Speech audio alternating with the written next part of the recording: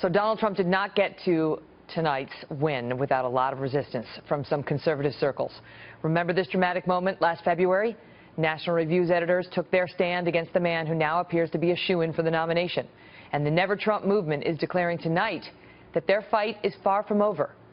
Rich Lowry is National Review editor and a Fox News contributor. Barry Bennett is also with us. He's a Trump campaign senior advisor.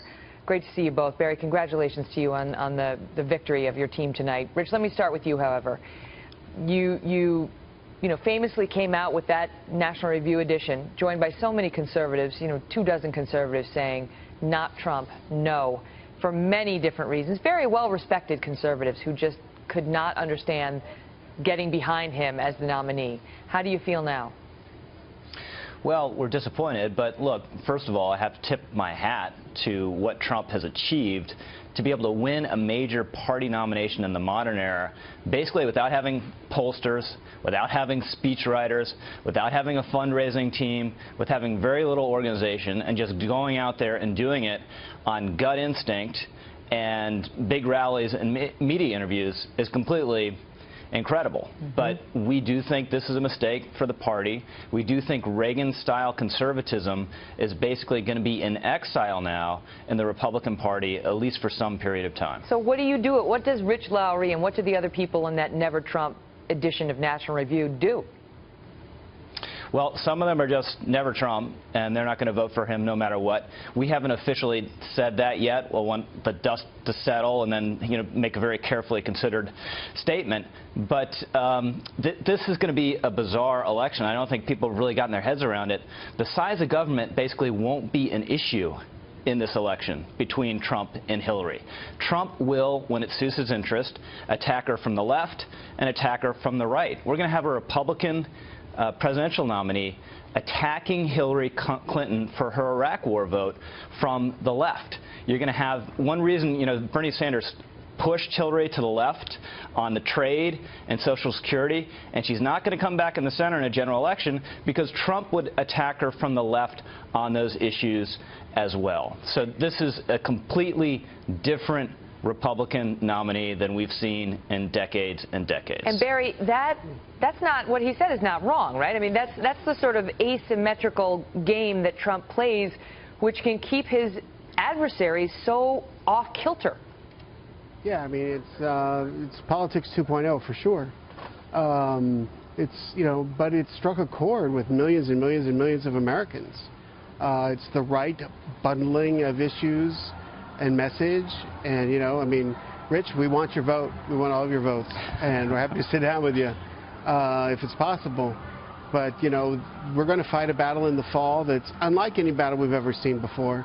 But we're going to win because we're up against a 30-year incumbent, and we all believe that Washington needs to be bulldozed and started fresh.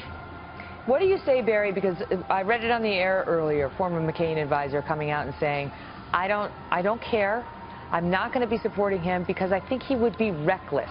And speaking to the temperament issue that we've seen with Trump in the past, the very issue that helped propel him to tonight's victory. But there is, you would concede, a question about whether that temperament could do the same for him when he's trying to appeal to more than just Republicans.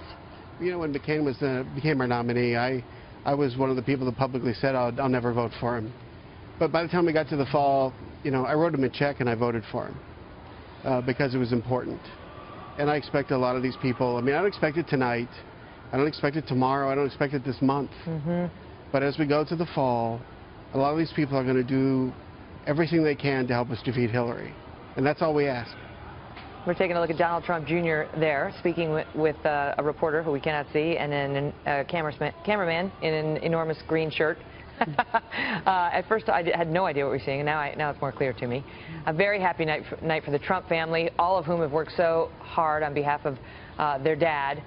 And that's one thing you cannot say about Donald Trump, that he hasn't raised a great family. He's got great kids, and they speak very well of him. But, Rich, the question is what this means now for republicanism, for the Republican Party, and whether this party will ever look the same after tonight.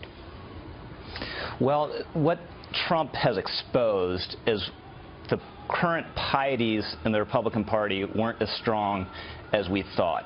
Everyone thought you had to go out there, you had to every day talk about Ronald Reagan, talk about his example, talk about his policies, repeat his rhetorical tropes all the time about a shining city on the hill and all the rest of it.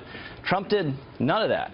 And he went out and sold a nationalism and populism to Republican voters, and Republican voters were just angry enough with Washington, just sick enough with the status quo and the establishment that it worked. And one element that became clear over time is that every time he said something outrageous, it helped him because it reinforced his brand as something new and different. But Megan, you alluded to, a lot of folks have real concerns about his character and temperament. And Barry, I would just ask you, why on a day when he was going to win the Indiana primary, very likely, and was very likely going to wrap up the Republican nomination, why is he out there talking about Ted Cruz's dad being in on the Kennedy assassination? That's the kind of thing that sort of makes people's head explode and makes them wonder what this guy is thinking. Go ahead, Barry. But Ted Cruz had a press conference at 11:30 this morning that was far more vitriolic. Yeah, but Trump said that on Fox and Friends, which is before 11 o'clock this morning. That's what I'm saying. But Ted Cruz was still doing it at 11:30 today, and then he withdrew, at 8 o'clock tonight. The campaign's over. The primary's over. But speak to his point, because somebody else raised that earlier tonight, and Trump hasn't had a defense on that. Why would he do that when he was polling 10, 15 points ahead in Indiana before we started the day? It was looking very much in his favor, and a lot of folks said, wait a minute, we've been through 3 weeks now where Trump was behaving more presidentially. Why? Could he be depended on to keep that going? Well, I don't think he's not going to let up in a 100-yard dash. He's going to run through the tape. And so that's what he was doing. And Ted Cruz did the same thing, and I admire them both for it. They both knew the handwriting was on the wall, and they both played to the end of the game. But and Barry, I don't think there's anything wrong with that. I understand fighting hard. Obviously, there's nothing wrong with that. Politics ain't beanbag. But accusing someone's father to being party in some sense to the Kennedy assassination seems way over the line based on a completely ridiculous report in the National Enquirer. This is over. This is over. You know what? So the reason Ronald Reagan, I worked in the Reagan campaign, and I think you did too. Hold on. Barry, make your point, and then Rich, you can respond. Rich, I worked in the Reagan campaign, and I think you did too, Rich.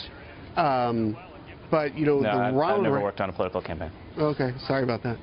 But Ronald Reagan won because he led people who were hurting.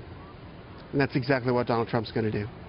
No, I get that. But why wouldn't he, if he wants to unite the party, why wouldn't he go back and say, look, there's no evidence, Senator Cruz, that your father was part of the Kennedy assassination. I shouldn't have said that. I apologize. There's no need to now. The primary's over. Okay. Let's leave it at that. And clearly we don't have party unity yet.